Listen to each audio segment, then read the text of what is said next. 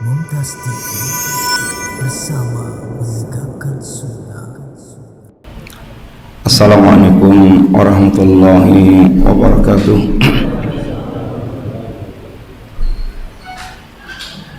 Innal hamdalillah wassalatu wassalamu ala Rasulillah wa ala alihi wa ashabihi wa mawalah.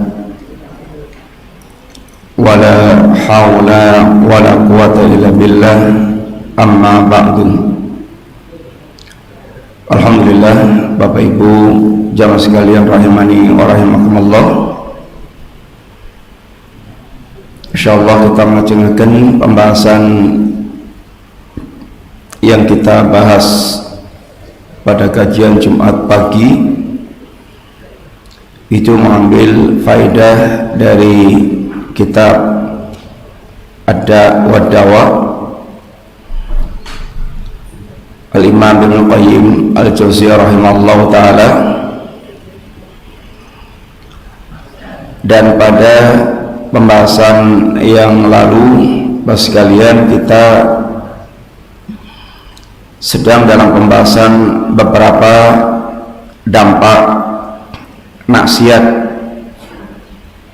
yang menimpa kepada umat-umat yang terdahulu, sehingga apa yang telah berlalu dari umat-umat yang terdahulu jangan sampai kemudian berulang menimpa kepada kita, karena menjadi sunatullah bahwa kemaksiatan itu akan menimbulkan ini adab Allah Subhanahu wa ta'ala. Dan kita telah bacakan beberapa riwayat bagaimana Allah Subhanahu wa ta'ala mengadab umat-umat yang terdahulu disebabkan karena kemaksiatan yang mereka itu lakukan. Dan para salaf kita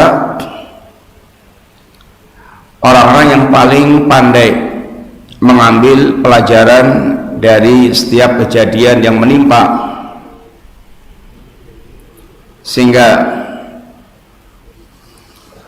para sahabat mengancam kepada manusia seperti Umar bin Khattab radhiyallahu anhu ketika terjadi gempa di Madinah. Umar mengancam kepada mereka, seandainya terjadi gempa lagi, saya tidak akan tinggal bersama dengan kalian. Karena Umar tahu bahwa kejadian-kejadian seperti itu adalah dampak dari keberadaan maksiat yang dilakukan oleh ini manusia,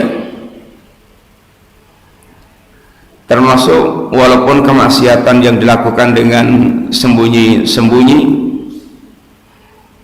kemaksiatan walaupun tidak dilakukan dengan terang-terangan, maka juga maksiat memiliki dampak yang sangat buruk. Sebagaimana riwayat yang telah pernah kita sampaikan Bapak sekalian, di antaranya Nabi kita SAW bersabda, la a'lamanna aqwaman min ummati ya'tuna yaumal qiyamati bil hasanati amsali jibali tiamata bayda. Saya tahu bahwa ada di kalangan umat ini yang kelak dari kiamat akan datang kepada Allah Subhanahu wa taala dengan pahala sebanyak gunung Tihamah yang putih. Artinya pahala besar yang mereka bawa.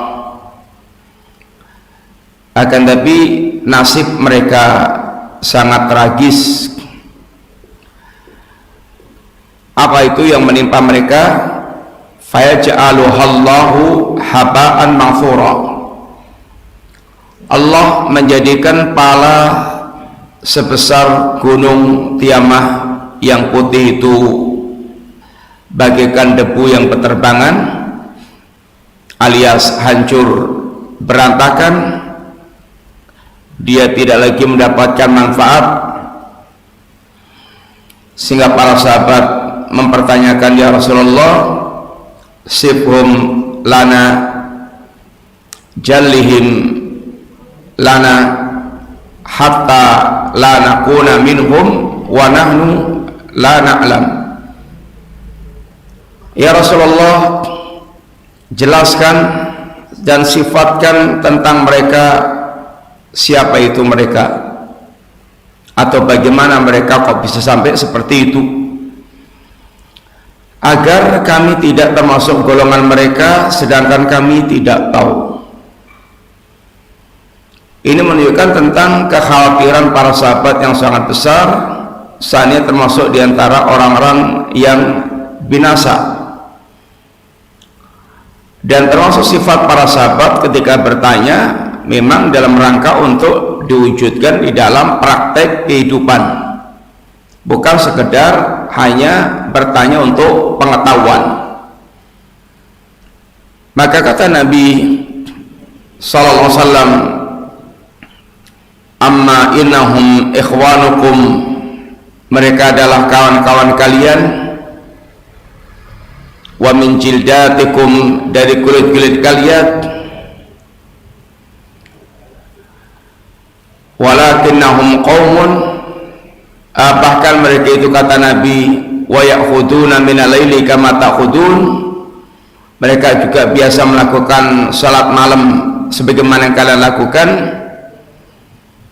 Tapi mereka, walakinnahum qaumun idza khalau bi maharimillahi intahaquha, mereka satu kaum yang apabila telah menyendiri maka mereka dalam hal-hal yang diharamkan oleh Allah Subhanahu wa taala. Sekalian, maksiat memiliki dampak secara umum datangnya azab Allah Subhanahu wa taala. Dan azab ini hanya akan bisa tertahan dengan ketaatan-ketaatan para hamba dan banyaknya taubat dan istighfar yang dilakukan oleh para hamba. Kalau negeri, masyarakat pribadi, masyarakat negeri yang tidak ada gerakan untuk membangkitkan ketaatan manusia, ketaatan masyarakatnya, ketaatan warganya, dan tidak ada gerakan untuk menyadari tentang dosa dan maksiat yang terjadi di tengah-tengah bangsanya atau negerinya, maka negeri yang seperti ini ya tinggal menunggu datangnya azab Allah Subhanahu wa taala. Keberadaan orang-orang yang mereka belajar agama dan ingin mewujudkan ketaatan-ketaatan kepada Allah Subhanahu wa taala dan banyak-banyak beristighfar kepada Allah Subhanahu wa taala, mereka adalah orang-orang yang menjadi sebab ditahannya turunnya azab Allah taala.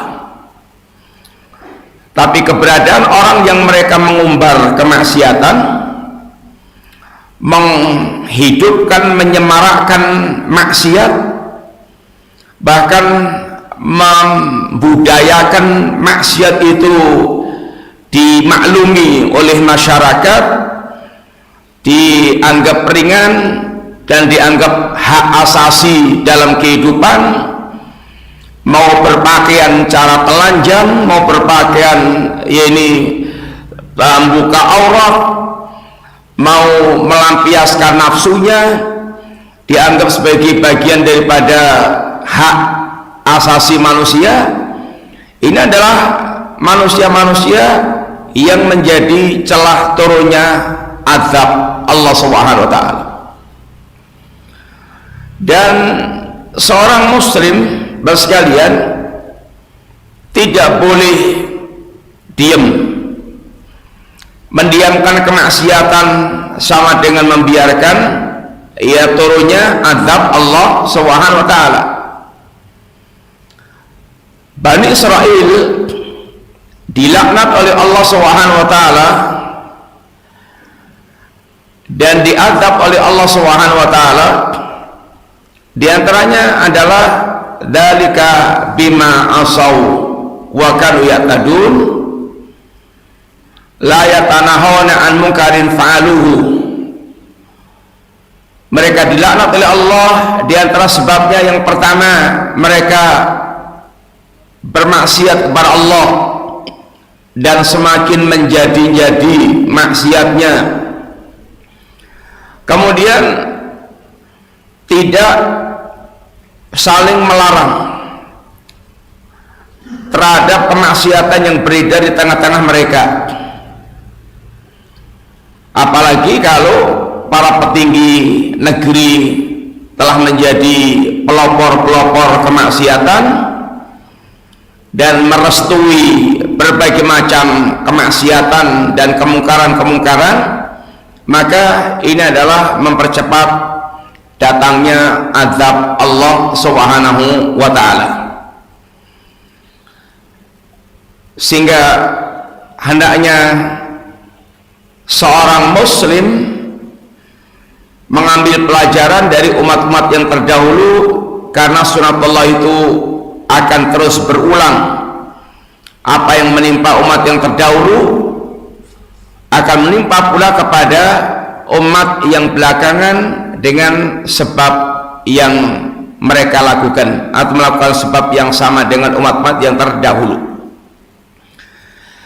Kemudian sekalian, yang kita sekarang akan pelajari di antara dampak-dampak maksiat, yaitu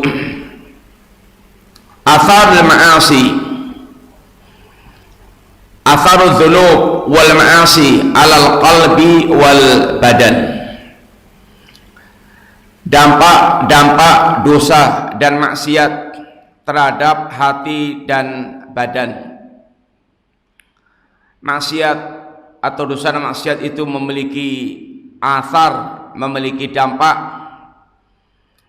baik terhadap hati maupun terhadap yaitu badan.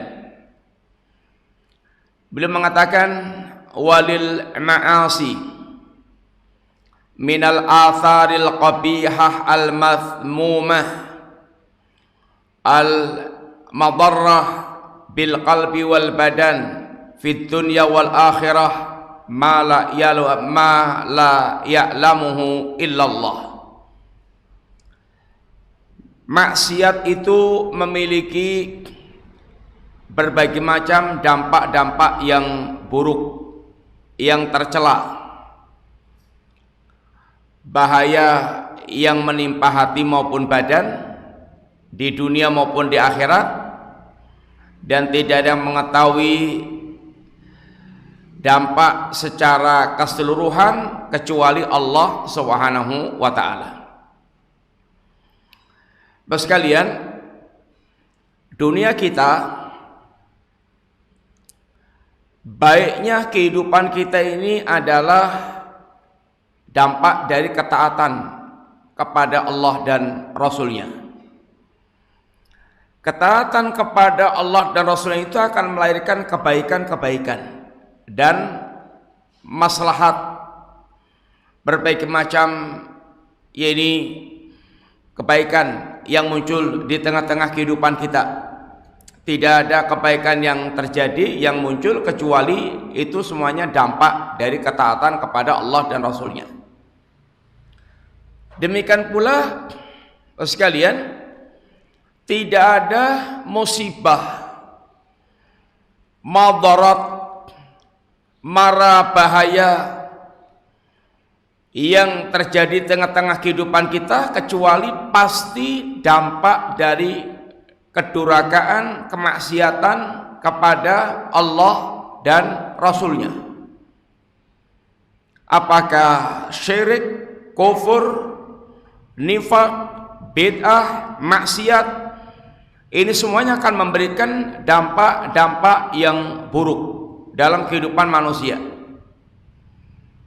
Sehingga ketika manusia menginginkan kebaikan dalam kehidupannya, tidak ada cara lain kecuali bagaimana menjadikan manusia itu menjadi orang-orang yang taat kepada Allah dan Rasulnya. Karena semua kebaikan yang terjadi itu adalah dampak dari ketaatan kepada Allah dan Rasulnya. Dan tidaklah masyarakat meninggalkan ketaatan kepada Allah dan Rasulnya kecuali yang muncul akan dampak adalah merupakan dampak-dampak buruk dari kemaksiatannya kepada Allah dan Rasulnya. Faminha, di antara dampak buruk dari kemaksiatan adalah hurmanul ilmi, terhalangnya seseorang dari ilmu. Fa innal ilma nurun yaqdhifuhu Allahu fil qalbi wal ma'siyatu tudfi'u dzalik an-nura. Karena sungguhnya ilmu itu adalah cahaya yang Allah akan letakkan di hati seseorang, dan maksiat itu akan mematikan cahaya itu tersebut. Bapak sekalian, kebutuhan kita kepada ilmu itu mutlak. Yang ilmu itu seperti yang telah kita pernah sampaikan adalah ruh dalam kehidupan kita. Hakikat kehidupan itu adalah kehidupan ilmu. Ini kehidupan orang-orang yang mereka beramal dengan ilmu, menyambut seruan Allah dan Rasulnya. Sehingga dan menyambut seruan Allah dan Rasulnya ini ya hanya akan bisa diwujudkan dengan dia mengetahui apa yang diajarkan oleh Allah dan Rasulnya.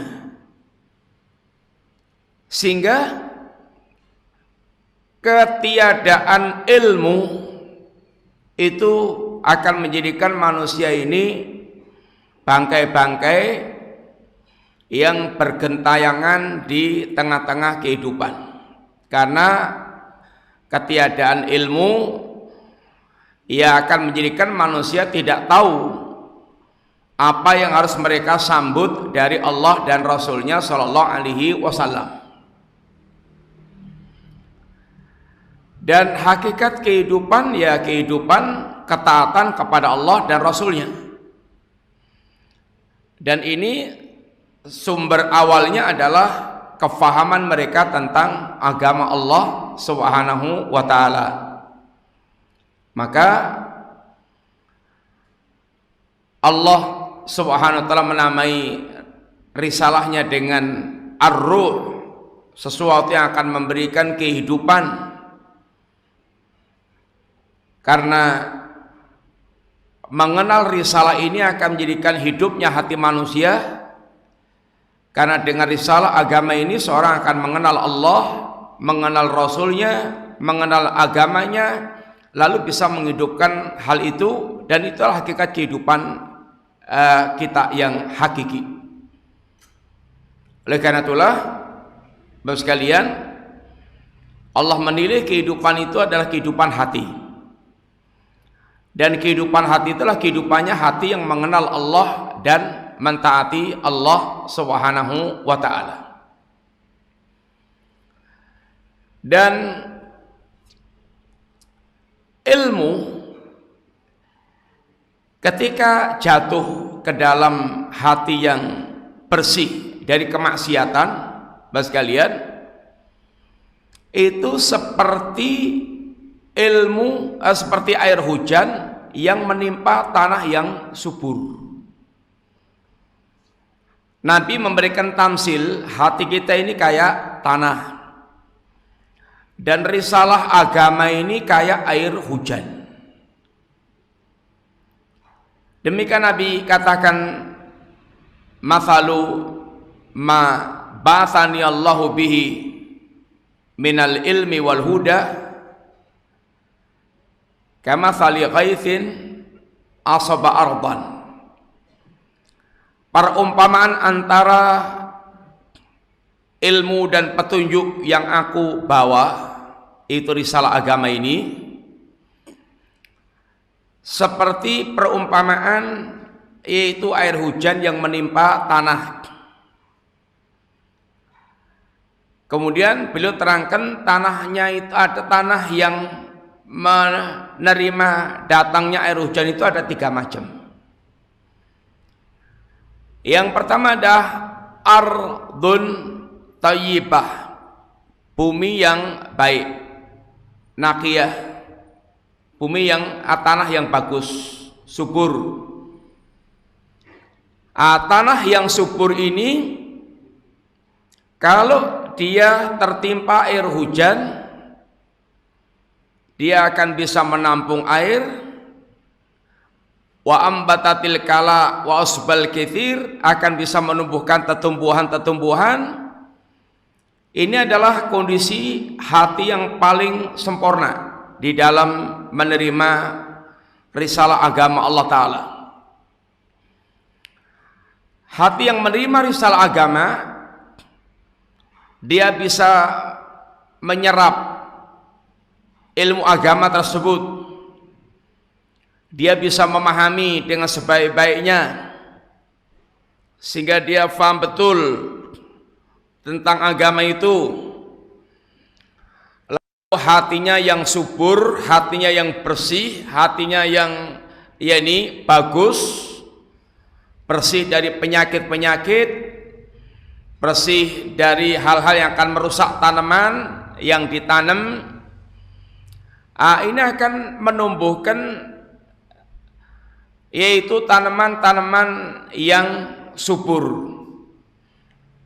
Hati ketika bersih, lalu dia mendapatkan ilmu agama, sekalian, itu akan melahirkan hati yang betul-betul bertakwa kepada Allah, sehingga hati ini akan melahirkan berbagai macam amalan-amalan agama. Dia akan menumbuhkan berbagai macam tanaman-tanaman amal agama, sehingga tumbuh berbagai macam buah-buah ketakwaan kepada Allah Subhanahu wa ta'ala. Dia menjadi hamba yang melakukan berbagai macam amal ketaatan, ketunduk patuhan dengan agama. Kemudian dia menjadi orang yang berbuat baik di tengah-tengah manusia dengan akhlak yang bagus, akhlak yang baik. Ini adalah karena hatinya yang baik, dia tertimpa atau mendapatkan ilmu risalah, sehingga untuk tumbuhnya tanaman-tanaman iman yang kita pelajari sekalian itu membutuhkan persiapan hati yang bagus. Sehingga Allah Subhanahu wa ta'ala mengatakan, inna fi dzalika la dzikra liman kana lahu qalbun. Semua pelajaran yang ada di dalam Al-Quran, kisah-kisahnya, maupun berkaitan dengan pelajaran-pelajaran keimanan yang menjelaskan tentang Allah, menjelaskan tentang perkara-perkara yang gaib, surga, neraka, dan macam-macam, itu hanya akan betul-betul menjadi pelajaran yang berharga, menjadi pelajaran yang bermanfaat kalau diterima oleh orang yang punya hati, jadi hati yang hidup. Sehingga untuk kita bisa menjadikan setiap ilmu yang kita terima itu tumbuh baik dalam jiwa kita sekalian, itu dibutuhkan hati yang zakiyah, hati yang bersih. Maka ada pelajaran tazkiyatun nafas, yaitu pelajaran pembersihan jiwa. Tapi kalau ilmu agama ini jatuh kepada tanah yang tandus, maka ibaratnya kayak biji, walaupun bijinya itu unggulnya kayak apa, tapi kalau ditaruh di atas batu itu nggak akan tumbuh, ya jadi sia-sia bijinya yang ditabur tersebut, karena biji ini hanya akan tumbuh ketika ditanam di lahan yang baik. Hati manusia juga demikian sekalian. Kalau hatinya itu hati yang sakim, hati yang sakit, atau hati yang mati, tanah yang tandus, kayak tanah yang tandus, Allah Subhanahu wa taala memberikan tamsil hati yang keras itu kayak batu, kal hijarah au asyaddu qaswah, hatinya kayak batu atau bahkan lebih keras daripada batu. Maka turunnya Al-Quran itu la yanfa. Mbok ya pengajian sehari 10 kali, maka ilmunya tidak akan memberikan manfaat.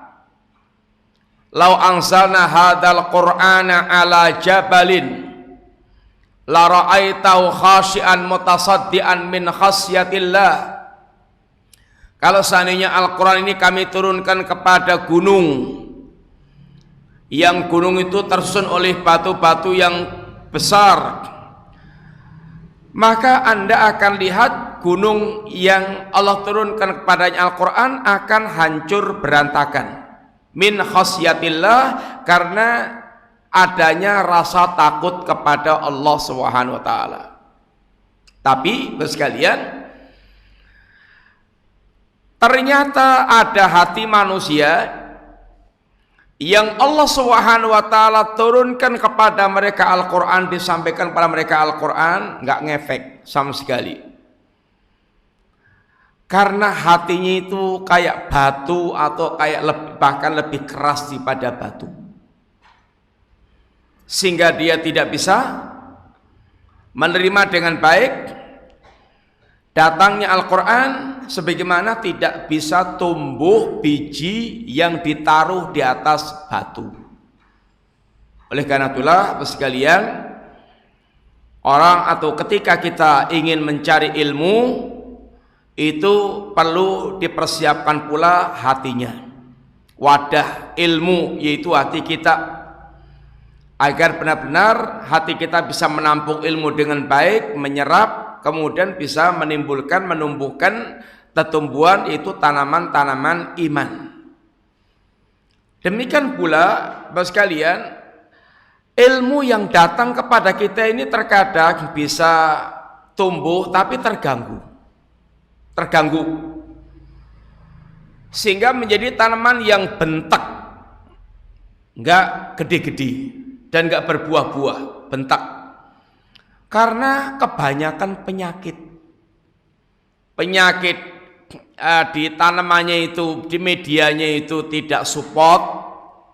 Orang kalau mau tanam tanaman itu pertama dipikirkan media untuk bisa menumbuhkan tanaman itu dengan baik. Kemudian kalau sudah tumbuh juga tetap dirawat, dipupuk-pupuk, disemprot-semprot, dilihat, dirawat, dihindarkan dari yang akan mengganggu tanaman tersebut. Di antara pengganggu tanaman ini adalah kemaksiatan. Yang akan mengganggu tumbuhnya tanaman ini sekalian adalah kemaksiatan. Hati yang sudah bisa tumbuh tanaman iman, tapi kemudian dia bermaksiat kepada Allah Subhanahu wa taala, maksiat ini dia akan bisa mengganggu tanaman-tanaman keimanan sehingga tidak berkembang atau bahkan terancam yaitu mati. Maka termasuk penghalang ilmu adalah maksiat. Bukan sekedar menghalangi tidak menjadi tidak faham, tapi boleh jadi dia faham tetapi ilmunya nggak bisa tumbuh, ilmunya nggak bisa tukul dan tidak bisa berkembang bagus. Itu adalah diantaranya karena ini kemaksiatan. Oleh karena itulah Imam Syafi'i pernah yaitu dinilai oleh gurunya. Pernah diantaranya Imam Syafi'i membacakan hafalannya di depan gurunya itu Imam Malik. Imam Malik sangat takjub dengan hafalan Imam Syafi'i dan kecerdasan Imam Syafi'i. Kemudian di antara yang beliau katakan pada Imam Syafi'i, inni arallaha qad alqa ala qalbika nuran. Sungguh aku telah melihat Allah meletakkan cahaya di dalam hatimu. Fala tudfi'uhu bidzulmatil ma'siyah, maka jangan kamu padamkan cahaya ilmu kamu itu dengan gelapnya maksiat. Sehingga maksiat ini akan bisa memadamkan atau menghilangkan cahaya ilmu, menumpulkan hafalan, kemudian juga menjadikan ilmunya tidak tumbuh berkembang. Ya dampaknya macam-macam. Maka nyuwun ngapunten, kalau di kalangan santri itu pondok-pondok di kalangan pesantren, santri itu rata-rata nggak boleh bawa HP. Karena fitnahnya HP ini ya banyak. Dari kesibukan buka sampai kemudian ndelodor kepada ini berbagai macam maksiat yang boleh jadi dia dapatkan di HP tersebut, sehingga ini akan bisa menghambat berkaitan dengan ini kesibukan dia untuk menerima ini ilmu. Maka kebutuhan kepada HP itu hendaknya betul-betul bisa dikendalikan dengan yaitu sebaik-baiknya, maksimal.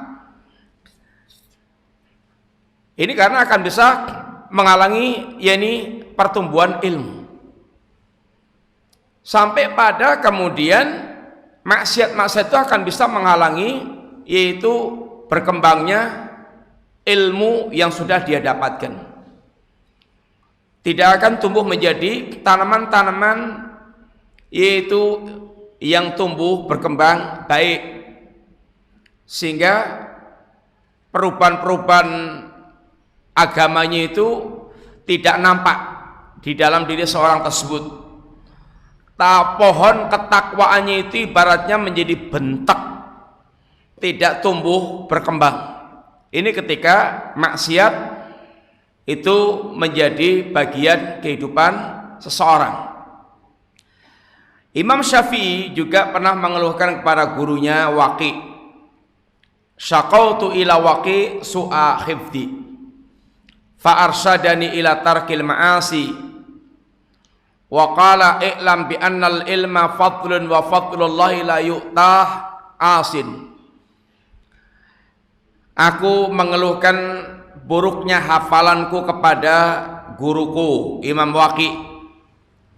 maka guruku mengarahkanku, memberikan bimbingan kepadaku agar aku meninggalkan kemaksiatan. Dan dia mengatakan, ketahuilah sungguhnya ilmu itu adalah keutamaan dan karunia Allah tidak akan Allah berikan kepada orang yang bermaksiat. Ini yang pertama sekalian, di antara dampak ilmu itu akan bisa menghalangi ilmu. Oh nyata nih dia maksiat juga bisa hafal Quran. Katanya terhalang dari ilmu. Ya, terhalang ilmu kadarnya macam-macam. Paling minimal ilmunya itu nggak akan berkah. Ilmunya nggak akan berkah.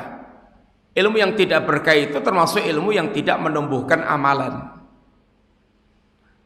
Dan kalau para qurra, para penghafal Quran itu dia adalah ahli maksiat, dosa dia berlipat-lipat dibandingkan dengan orang yang mereka tidak faham tentang Al-Quranul Karim, dan bahkan bisa menjadikan orang yang alim yang sesat dan menyesatkan manusia. Sehingga sangat berbahaya ketika seorang yang mereka berilmu dan dia menjadi ahli maksiat, maka dia sendiri akan menanggung dosa berlipat-lipat, dan bahkan boleh jadi dia akan menjadi sesat dengan ilmunya itu karena kemaksiatan yang dia lakukan. Kalau ahli maksiat itu berilmu sekalian, itu nanti bisa sampai pada tingkatan yaitu mendalili semua kemaksiatannya itu, dia bisa carikan dalil. Ini bahayanya kalau orang berilmu dia ahli maksiat, sehingga kemaksiatannya akan bisa dicarikan dalil untuk membenarkan perilaku-perilaku menyimpangnya itu.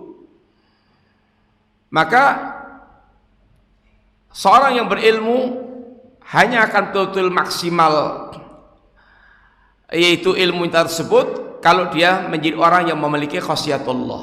Maka Allah SWT menamai ulama itu, dikatakan ulama yang mulia di sisi Allah ketika ada khasyatullah. Innama yakhsyallaha min ibadil ulama. Sesungguhnya yang benar-benar takut kepada Allah dari kalangan para hamba adalah para ulama. Artinya di situ orang tidak dikatakan ulama itu kalau tidak punya rasa takut kepada Allah Ta'ala. Kalau dia ulama yang kehilangan khasyatullah, Allah katakan tentang orang-orang Yahudi, mereka seperti keledai, binatang, simbol binatang yang bahlul. Ulama yang tidak memiliki rasa takut kepada Allah Subhanahu wa taala itu seperti keledai, khimar. Jadi khimar ini adalah celaan berat kepada orang yang mereka berilmu, akan tapi mereka durhaka kepada Allah Subhanahu wa taala. Sehingga ilmunya bukan menjadi pengangkat derajatnya, tapi ilmunya menjadi pelaknat yang akan melaknat bagi dia. Maka dikatakan Nabi, Al-Qur'anu hujjatun lak au alaik. Quran itu akan menjadi pembela bagi seseorang dan akan mengangkat derajat bagi seseorang dan menjadi hujah pembela di sisi Allah Ta'ala kelak. Kapan itu? Ketika dia berilmu, dia mengamalkan ilmunya, dia memahami ilmu dan mengamalkan ilmunya, membela ilmunya. Tapi kalau kemudian ilmunya ini tidak menggerakkan dia beramal, bahkan ilmunya menjadi penyesat bagi dia, maka Quran menjadi hujjatun alih, menjadi pelaknat yang akan menggugat dia di hadapan Allah Subhanahu wa taala. Ini yang pertama. Yang kedua,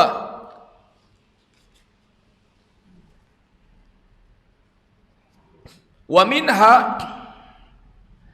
di antara dampak maksiat adalah khurmanur rizki, terhalangnya seorang dari rezeki. Di antara hadis yang disampaikan yang dibawakan oleh beliau di sini adalah di antaranya adalah innal abda, sesungguhnya seorang hamba, la yuhramu ar-rizqa bidzanbi yusibu. Sesungguhnya seorang hamba itu benar-benar terkadang terhalang dari rezekinya dengan dosa yang dia lakukan.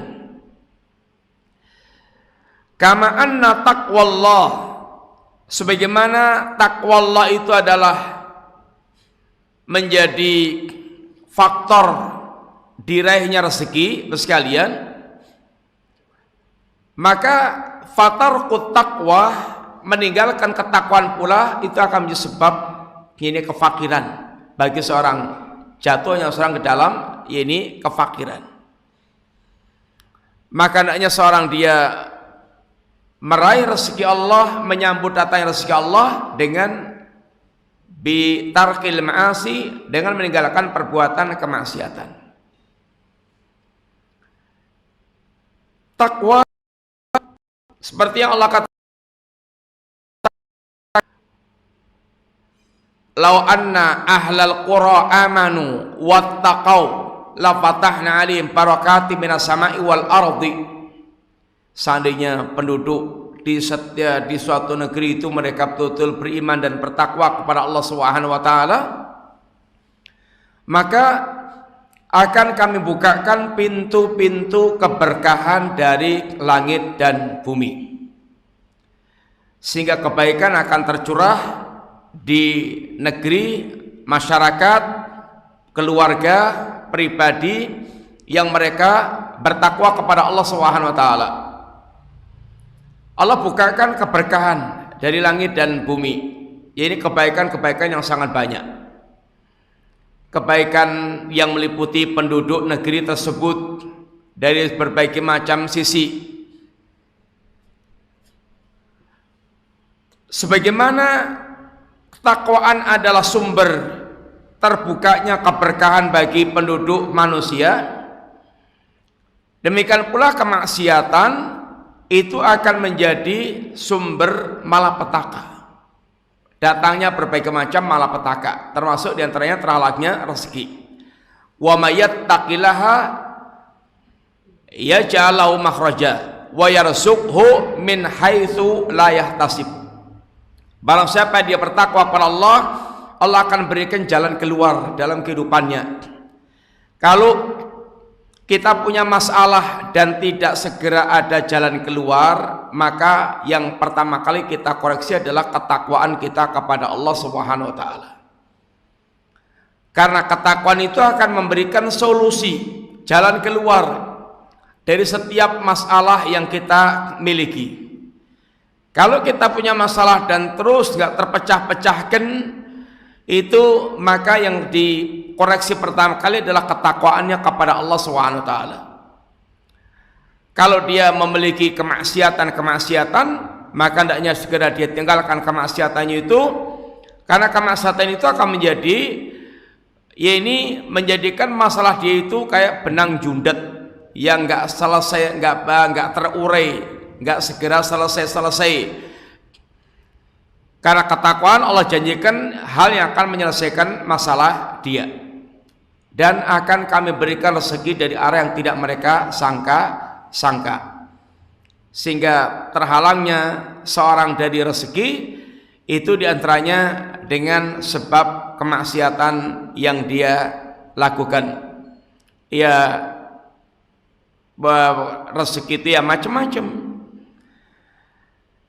Segala hal yang kita butuhkan dalam kehidupan ini adalah rezeki, baik yang sifatnya abstrak maupun yang sifatnya real, yang hissi atau yang maknawi. Semua yang kita butuhkan dalam kehidupan ini adalah rezeki. Ilmu ya rezeki, istri yang salihah juga rezeki, tetangga yang baik juga rezeki, harta juga rezeki, anak juga rezeki. Semua yang kita butuhkan dalam kehidupan kita rezeki. Kemaksiatan itu akan bisa menghalangi rezeki yang datang kepada kita. Itu nyatanya ahli maksiat, dia kaya raya, sugih melegedu. Paling minimal yang hilang adalah keberkahan daripada pemberian Allah, rezeki Allah tersebut. Banyaknya harta kalau tidak ada berkahnya itu hanya akan menjadi sumber malapetaka. Hartanya membuat dia lupa dengan Allah, hartanya membuat dia sombong dan angkuh, hartanya membuat dia semakin menyeret kepada kemaksiatan-kemaksiatan. Dia merasa punya harta, punya duit, bisa membeli apapun yang dia inginkan untuk melampiaskan hawa nafsunya. Ini harta yang justru menjadi kendaraan yang mempercepat dia ke jahanam.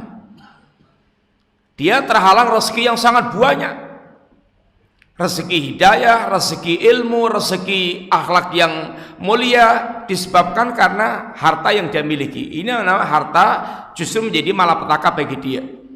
Dia terhalang di rezeki yang banyak, di antara karena dengan sebab kemaksiatan yang dia lakukan. Walaupun dia punya harta, tapi hartanya itu tidak menjadi keberkahan bagi dia, sehingga justru hartanya itu menghalangi dia dari sekian banyak rezeki Allah Subhanahu wa taala yang lainnya.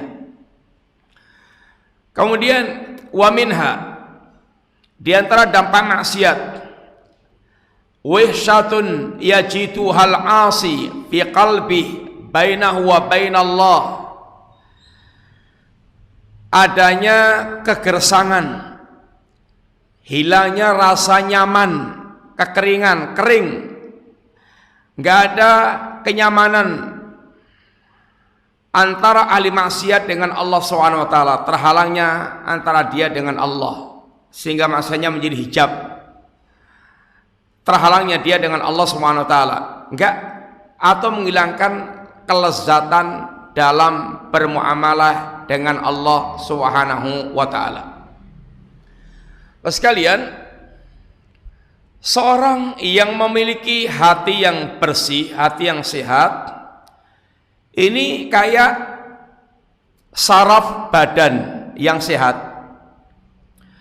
Kalau saraf kita semuanya ini sehat, ya saraf mata, saraf lidah, saraf kulit. Kalau mata kita ini sehat, sarafnya sehat, itu cahaya itu sangat bermanfaat, sangat dibutuhkan. Tapi kalau mata kita sakit, keberadaan cahaya itu bisa membuat kita tambah sakit, silau, sulap, kemudian mata kita ya ini sakit dengan adanya cahaya, sehingga mata tidak berfungsi normal, tidak berfungsi ya ini sewajarnya. Kalau saraf lidah kita ini sehat, maka semua rasa akan terasa seperti hakikatnya. Manis ya manis, gurih ya gurih, pahit ya pahit. Tapi kalau saraf lidah kita ini sakit, ya yang tadinya enak-enak itu bisa menjadi nggak enak, menjadi nggak lezat lagi, nggak nikmat, pahit semuanya. Kalau saraf kulit kita ini sehat, sekalian dijiwit atau keseset, kesayat, itu akan perih. Tapi kalau saraf kulit ini mati, itu pedihnya kayak apa, lukanya, jerunya kayak apa, itu enggak terasa. Maka orang yang sarafnya mati itu digorok, dipotong-potong, digorok, itu juga nggak kerasa, udah mati sarafnya itu. Maka dikatakan wa mali jurhin bimayitin ilam, luka itu nggak dirasakan oleh orang yang sudah mati. Hati kita juga demikian. Kalau hati kita ini mati dengan maksiat, maka sudah tidak lagi bisa merasakan lezatnya berbagai macam ketaatan. Atau kalau kondisi hati kita ini sakit, sehingga tidak sehat, iman kita nggak sehat sekalian. Kita susah untuk merasakan lezatnya berbagai macam ketaatan-ketaatan.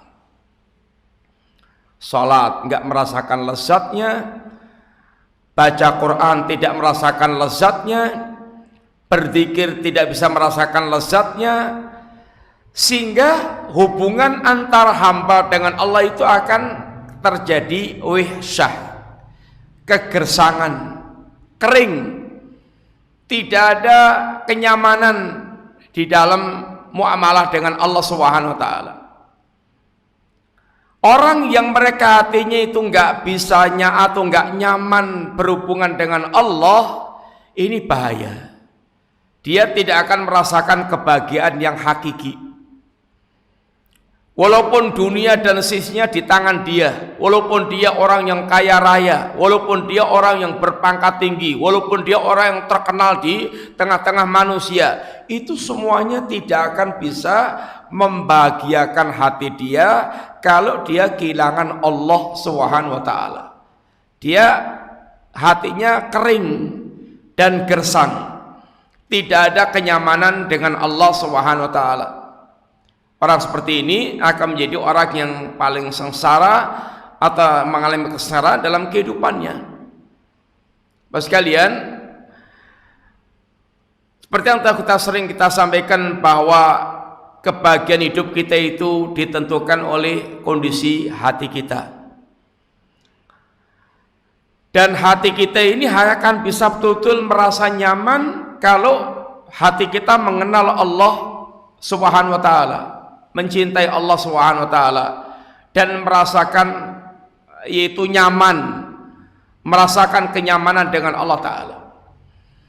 Tapi kalau hati ini sudah kehilangan hal itu, maka yang ada adalah kekeringan hati, kegersangan hati, maka dunia sebanyak apapun itu tidak akan bisa membahagiakan dia. Jadi maksiat itu akan mewariskan kegersangan hati. Semakin kadar maksiatnya semakin banyak, semakin itu parah kemaksiatannya, semakin membuat kegersangan atau kekeringan hati terhadap Allah Subhanahu wa taala. Ini adalah dampak dari perbuatan yaitu kemaksiatan. Maka ketika ada seorang ulama, dia mendapatkan pengaduan orang yang mengeluhkan tentang kegersangan hatinya, kata sang ulama, idza kunta qad aw hasyatka dzunub fada'ha idza syi'ta wasta'nas.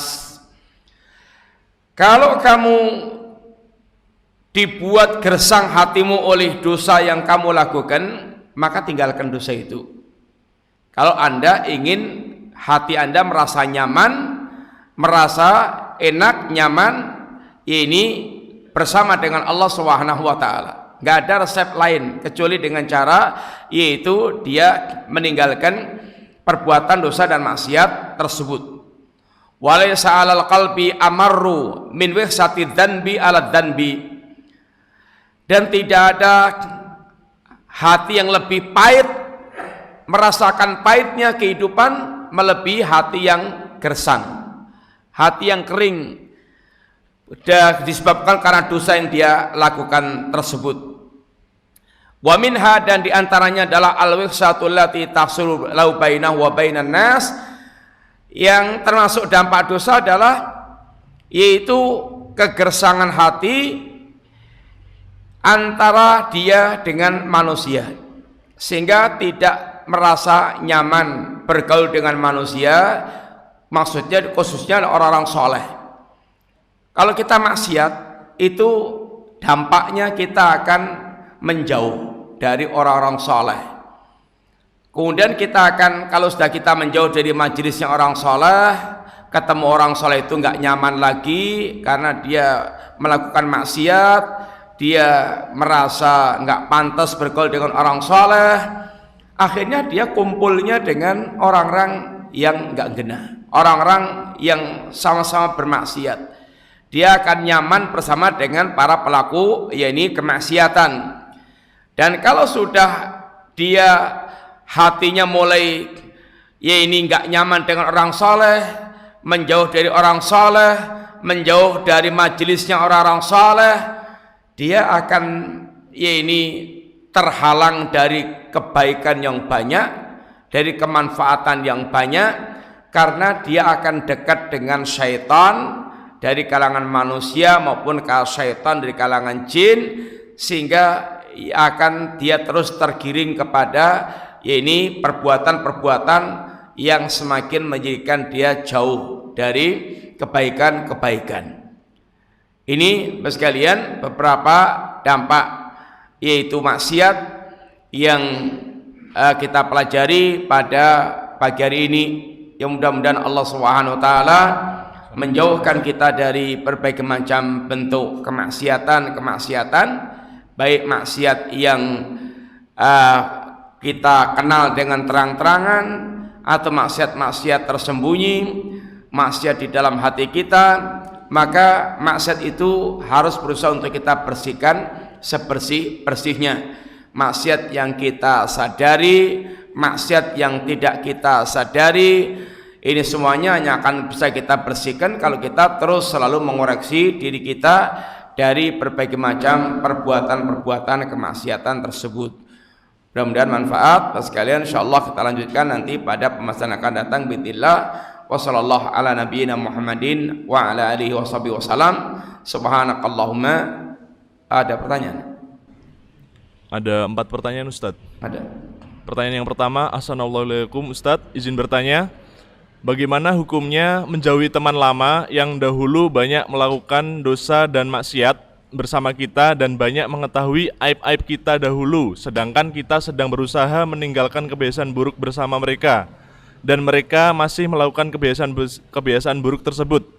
Jika mereka mengajak kita untuk nongkrong, mungkin kita bisa beralasan untuk tidak hadir. Tetapi bagaimana jika mereka mengundang kita ke pernikahannya dan kita tidak ingin hadir? Apakah boleh Ustadz? Mohon nasihatnya, barakallahu fiik. Ya, intinya bismillahirrahmanirrahim. Kalau dia itu masih tenggelam dalam kemaksiatan, cara kita menyelamatkan diri dari maksiat itu adalah memutus mata rantainya yang bisa menyebabkan kita kambuh lagi. Kalau kita punya teman lama yang bisa menyebabkan kambuh maksiat kita, sedangkan kita sedang berusaha untuk meninggalkan maksiat, ya sudah diputus saja. Termasuk diblokir, HP-nya diblokir, semuanya diputus supaya sudah nggak ada akses lagi ke situ, sehingga akan lebih merasa nyaman.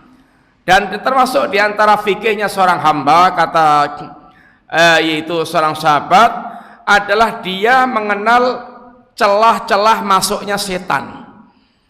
Kalau dia tahu bahwasanya kalau sudah ketemu si fulan itu pasti akan keseret dalam perbuatan maksiat yang lainnya, tutup, sehingga tutup aksesnya, putus aksesnya, dan jangan berkawan dengan dia, tinggalkan.